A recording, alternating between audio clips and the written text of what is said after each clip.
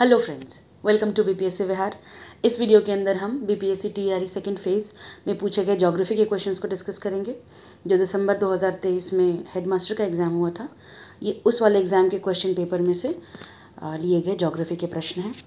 आइए इन प्रश्नों को देखते हैं। बीपीएससी थर्ड फेज़ एग्जामिनेशन में टीआरई थर्ड फेज़ में बहुत इंपॉर्टेंट होने वाला है, तो आप पूरी वीडियो अंत तक देखिएगा ज़रूर। पहला प्रश्न है, which of the following countries is sharing longest border with India. Option A है पाकिस्तान, बी है म्यांमार, सी है Bangladesh, D more than one of the above, E none of the above. देखिए लॉन्गेस्ट बॉर्डर, ये काफ़ी बेसिक इंडियन ज्योग्राफी है।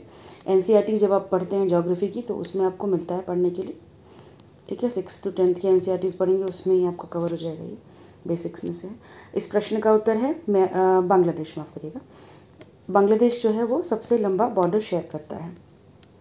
उसके बाद China है सबसे बड़ा बॉर्डर शेयर करने वाला, फिर पाकिस्तान है, ठीक है, फिर है नेपाल, फिर है म्यांमार। तो इन जो कंट्रीज़ की लिस्ट दी हुई है कि इनमें से कौन से सबसे लॉन्गेस्ट बॉर्डर शेयर करते हैं, तो क्योंकि लॉन्गेस्ट वाला बांग्लादेश है तो आप इसका सही जवाब सी करेंगे। उसके बाद जो सेकंड लॉन्गेस्ट होता है इनमें से वो पाकिस्तान बॉर्डर शेयर करता है और फिर बाद में म्यांमार आएगा, ठीक है। क्रोनोलॉजिकली बताऊं तो, but the correct answer to this question is Bangladesh, ठीक है। इनके अलावा अगर जैसे कि इसमें ना कि इनमें विच ऑफ द फॉलोइंग, अगर फॉलोइंग भी नहीं होता तो भी अगर क्वेश्चन ऐसे बन के आए कि इंडिया से सबसे ज़्यादा लॉन्गेस्ट बॉर्डर शेयर करने वाली कंट्री कौन है, तो बांग्लादेश ही प्रश्न का उत्तर होगा फ्रेंड्स, ठीक है। इसके आगे नेक्स्ट प्रश्न अगला प्रश्न देखते हैं। Which of the following cities is located in north of Tropic of Cancer. Tropic of Cancer के नॉर्थ में कौन सा शहर लोकेटेड है।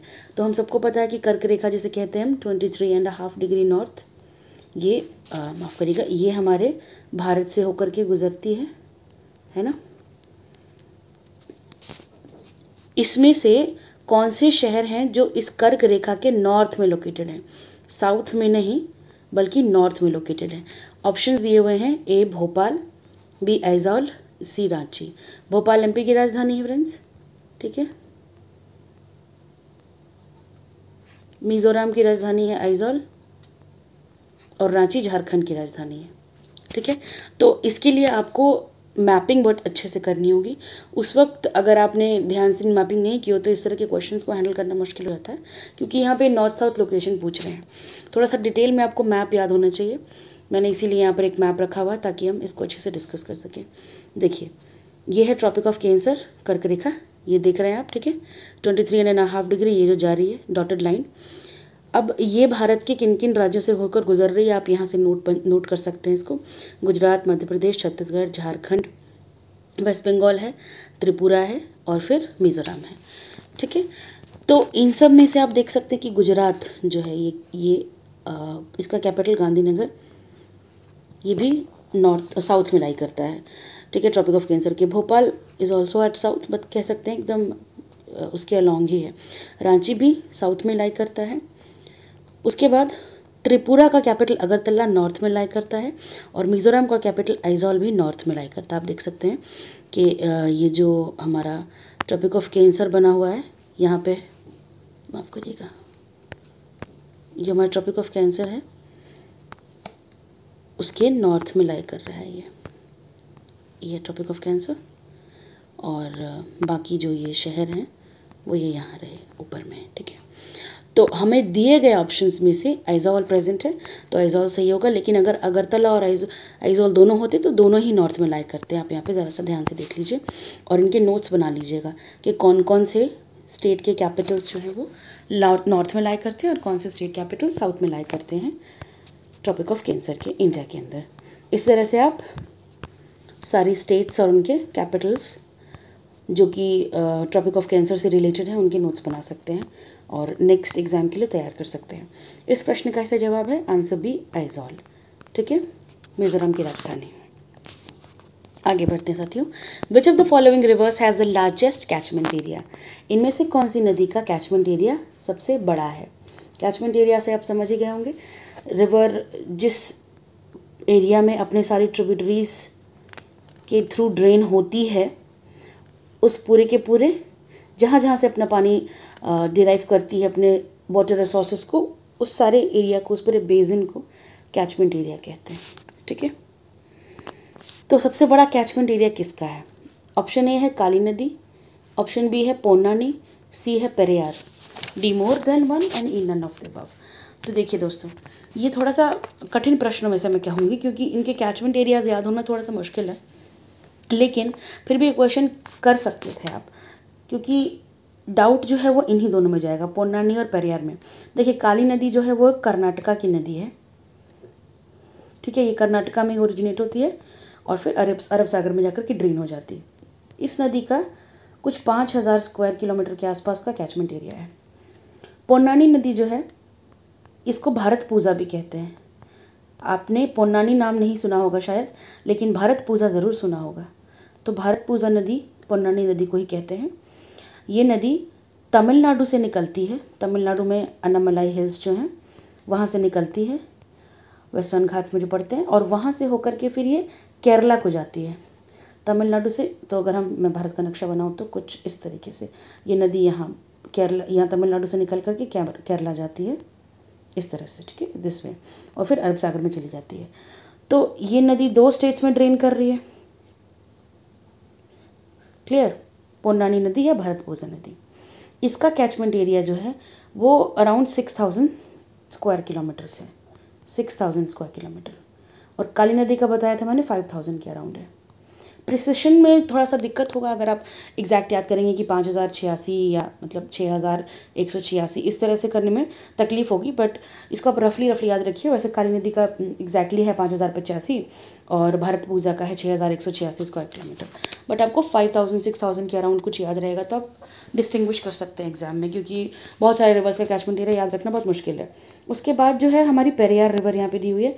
तो पेरियार नदी जो है, इसका कैचमेंट एरिया कुछ 5500 का है। तो आप कह सकते हैं 5454 स्क्वायर किलोमीटर्स की है।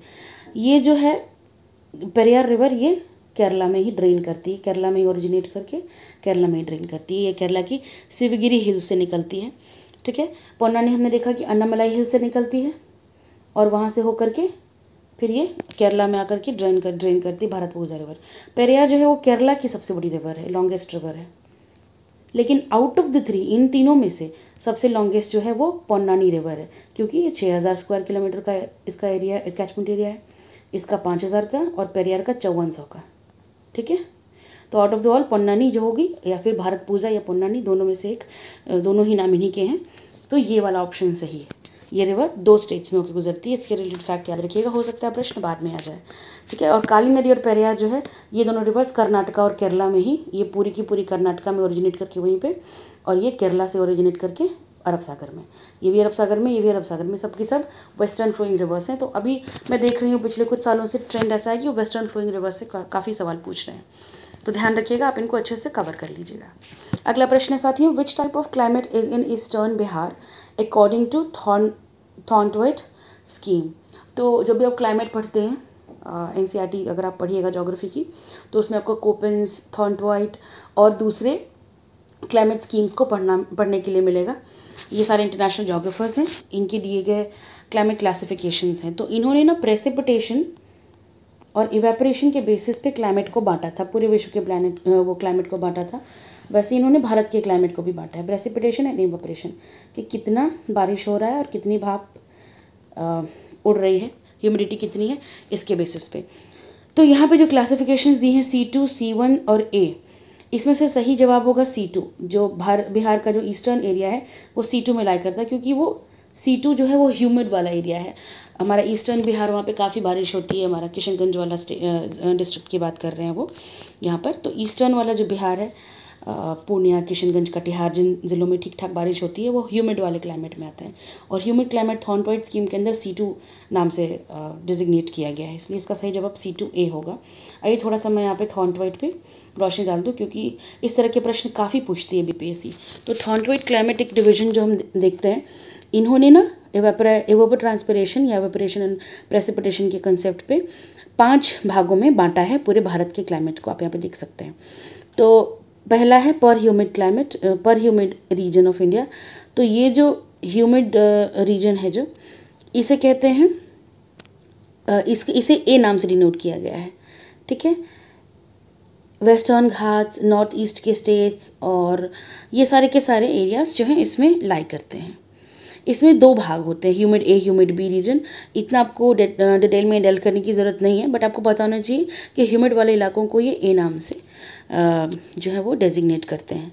हमारा सरोकार है C2 से, जो ड्राई सब ह्यूमिड एरिया है, ठीक है, इसको C2 कहते हैं। बिहार वाली जो बेल्ट है वो उसी में आ जाएगी, C2 में। आप यहाँ पे देख सकते हैं गंगा का बेसिन सारा, जो भी गैंजेस बेसिन है वो आ जाता है। उत्तर प्रदेश और बिहार के हिस्से जहाँ जहाँ नदियाँ बहती हैं, तेज़ बारिश होती है, जहाँ ड्राई सब ह्यूमिड क्लाइमेट है, C2 रीजन वो आता है। तो बिहार का जो क्लाइमेट है वो C2 है। वैसे ही यहाँ पे देखिए इन्होंने मॉइस्ट सब ह्यूमिड C1 ये कैटेगरी है। फिर semi arid D climatic reason एक कैटेगरी। आप स्क्रीनशॉट ले सकते हैं इस इन्फॉर्मेशन का कि कौन कौन से स्टेट्स के किस किस रीजन को कौन सा नाम दिया गया है। सेमी एरिड D ये क्लाइमेटिक रीजन है। एरिड क्लाइमेटिक रीजन को E नाम दिया जाता है। राजस्थान और वेस्टर्न हिमालय के इलाके और वेस्टर्न घाट्स का रेन शैडो रीजन ये सब इसमें आता है। तो हो सकता है अगली बार प्रश्न उस तरह से बन जाए, बट मोस्टली जो है ये कोपेंस या थॉर्नटॉइट इन सबसे रिलेटेड वो बिहार का ही पूछते हैं कि उन्होंने बिहार में अगर क्लासिफिकेशन दी है तो कौन से में आता है। तो आप इसका नोट बना लीजिएगा ज़रूर कि C2 जो रीजन है वो बिहार के अंदर आता है। तो बिहार का जो क्लाइमेटिक रीजन है थॉर्नटॉइट के हिसाब से वो C2 वाला है, ठीक है। वैसे कोपेंस के हिसाब से जो है CWG है, वो भी आपको याद होना चाहिए। ये कई बार पूछा गया BPSC में। कोपेंस के हिसाब से कह रही हूँ मैं, ये उनका जो क्लाइमेटिक क्लासिफिकेशन है। तो आपको दोनों याद होना चाहिए, C2 भी और ये। आगे बढ़ते साथियों, और दूसरे क्लासिफिकेशंस भी देख लीजिएगा क्योंकि इनसे प्रश्न काफ़ी बनते हैं फ्रीक्वेंटली। अगला सवाल है कि millets are called miracle grains and crops of the future, why? इन्हें miracle grains and crops of future कहते हैं, क्यों? ऑप्शंस हैं ए, क्योंकि ये ड्रॉट टॉलरेंट क्रॉप्स हैं, ठीक है, सूखे में चल जाते हैं, सूखे को टॉलरेट कर लेते हैं। B, they require few external inputs, इनको बहुत कम एक्सटर्नल इनपुट्स लगते हैं। C, nutritionally they comparable to rice in wheat, इनका न्यूट्रिशन जो है गेहूं और चावल से तुलनात्मक है, मतलब बराबर ही है, ऑलमोस्ट ज़्यादा ही बल्कि न्यूट्रिशन है। फाइबर कंटेंट ज़्यादा होने की वजह से ज़्यादा न्यूट्रिशियस होते हैं वो। And D more than one and E none of the above. तो इस प्रश्न का सही जवाब होगा दोस्तों डी, क्योंकि ये सारी ही क्वालिटीज़ मिलेट्स के अंदर होती हैं। हमको पता है 2023 जो है वो इंटरनेशनल मिलेट ईयर डिक्लेयर किया गया था UNGA के द्वारा। तो आपको मिलेट्स के बारे में इंफॉर्मेशन पता होनी चाहिए और काफ़ी कैंपेनिंग चल रही है मिलेट को प्रमोट करने के लिए। पोषण अनाज कहते हैं, पोषक अनाज का नाम इसको नाम दिया गया है। तो आप ज़रा ध्यान से इसके ऊपर पढ़ लीजिएगा आर्टिकल्स वगैरह मंथली मैगजीन से या जो भी सोर्सेज आपको मिलते हैं उससे। इसमें क्या, क्योंकि ये सारी ही क्वालिटीज़ हैं, ये ड्रॉट टॉलरेंट भी होता है, कम से कम पानी में अच्छी से फसल दे जाता है और बहुत कम एक्सटर्नल इनपुट्स की ज़रूरत पड़ती है, ज़्यादा मेहनत के बगैर ये सारी फसल उग जाती हैं और न्यूट्रिशन वैल्यू इनकी बहुत अच्छी होती है। चावल और गेहूँ की तुलना में तो ये ज़्यादा ही बेटर है न्यूट्रिशनली, इसलिए सारी क्वालिटीज़ को ये सेटिस्फाई करता है। इसलिए मॉडर्न डी ऑप्शन सही होगा इसका, मिरेकल ग्रेन इसीलिए कहते हैं मिलेट्स को। अगला प्रश्न साथियों, the share of mountains in total land area of India, Bharat के टोटल लैंड एरिया में माउंटेन्स का शेयर कितना है? तो अगर हम टोटल अगर हम टोटल ये इंडिया का मैप ड्रॉ करते हैं तो इसमें माउंटेन्स का शेयर कितना है? Sorry, I am not good at it. Mountains का शेयर कितना है ये आपको ज्योग्राफी के NCERT में 9th क्लास की NCERT में ये मेंशन मिल जाएगा। ऑप्शन ए करेक्ट है इसका, 30%, ठीक है। दूसरे ऑप्शन है 27, 40 एंड ऑल, बट माउंटेन्स का जो है वो 30% कॉन्ट्रीब्यूशन है हमारे टोटल लैंड एरिया में।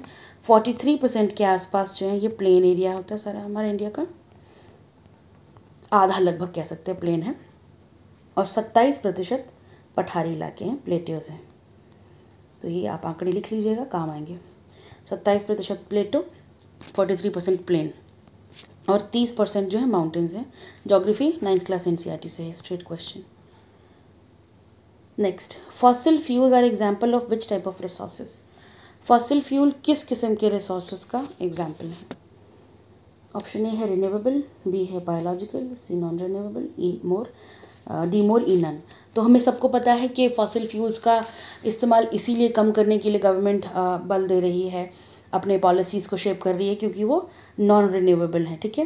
ये ख़त्म हो जाएंगे तो रिप्लेनिश होने में इनको वर्षों लगेंगे, रिन्यू करने में वर्षों लगेंगे। इनके ख़त्म हो जाने के बाद ईंधन की कमी हो जाएगी, ठीक है। इसलिए हम लोग रिन्यूएबल सोर्सेज की तरफ स्विच कर रहे हैं।